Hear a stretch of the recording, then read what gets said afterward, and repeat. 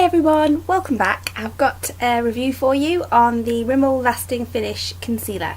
So this is one video in a series which is a Battle of the Drugstore Under Eye Concealer review series, and this is the one I'm going to be using today. This concealer reminds me very much of MAC Studio Fix concealer. The consistency is the same, but obviously the price point is very different. You get loads of product. It's actually 2.1 ounces or 6 grams of product. I got the shade 010 Porcelain, and yeah, so the next clip you're going to see is me applying it, and then as usual I'll do my check-ins in the middle of the day and at the end of the day and let you know how it wears and compares to the other concealers, and I'll give it a rating out of 10. I'm going to have to make a slight exception to the way I usually do these reviews because I usually use my e.l.f. concealer brush, but this is the sort of product where you have to melt it in with your finger and you need the warmth of your finger. So I'm just going to swirl my finger around the product. Now, I can only wear this shade when I have not got any self-tan on. It's really like the lighter shade, as you can see. However, they do other shades, and actually, although I am quite fair, I don't like the sort of reverse dark circles thing, so I do wish I'd got ivory rather than porcelain, but there you go. And I'm just going to tap it in my finger, try and blend it up to the lash line so I don't have like this gap there, but that's going to be covered with eyeshadow anyway, I guess, so after I've finished.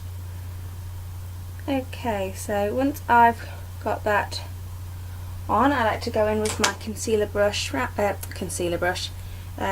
foundation brush and just blend the edges out. So again, this is a little bit different to what I usually do, but it is a very different consistency because all the other concealers I've tried so far have been much more liquidy, either in a tube or, you know, with a doe foot applicator.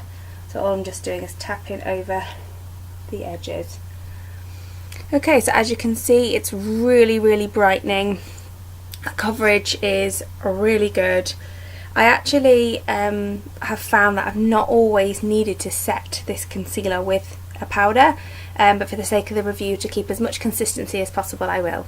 So I've got my Real Technique setting brush and my Rimmel Stay Matte powder, and I just sweep that on underneath.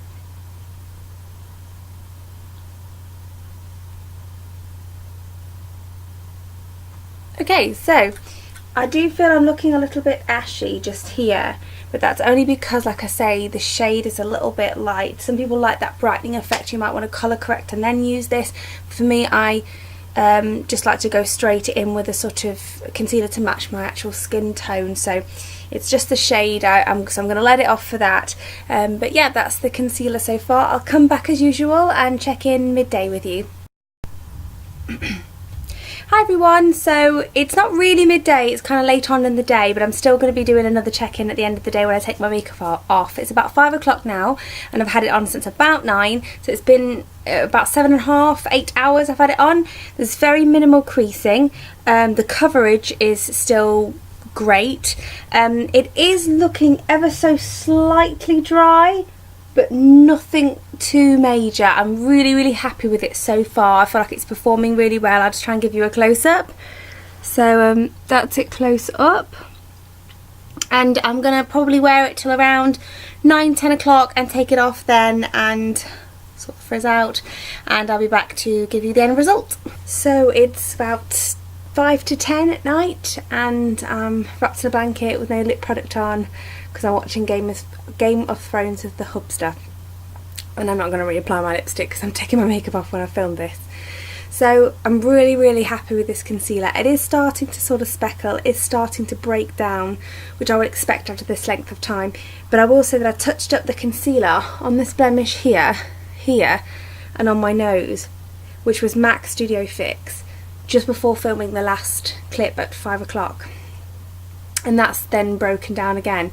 So this has lasted better under the eyes than the MAC Studio Fix. Now I'm not sure if it would do on the rest of the face, that's not the point of this series, but just couldn't help but notice that little comparison. So yeah, I'll just try and give you a close-up. The coverage I'm still happy with.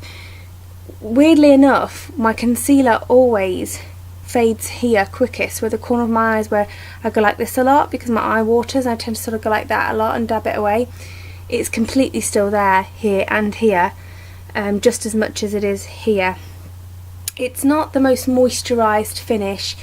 There is a bit of a just an ever so slight cakiness, but not as cakey as I would expect it to be for the coverage that I've received. I find usually those things go hand in hand, and I'd be interested to see how this concealer performs with a corrector underneath it and maybe a different powder as well to set it. So I'm going to give it a 7 out of 10. I was leaning towards 7.5. I'm going to give it a 7 because for different reasons I can't say I love it more than the Rimmel Wake Me Up, which would make this concealer as well as the Rimmel Wake Me Up in joint first position at the moment. So I'm going to say 7 out of 10, and I really hope that you found the review helpful and that you enjoyed the videos, guys. Give me a thumbs up if you did, and let me know in the comments what you think. If you've tried it, is the ivory shade better than porcelain? Should I give that a try? And I suppose I'll see you in the next one. Bye everyone.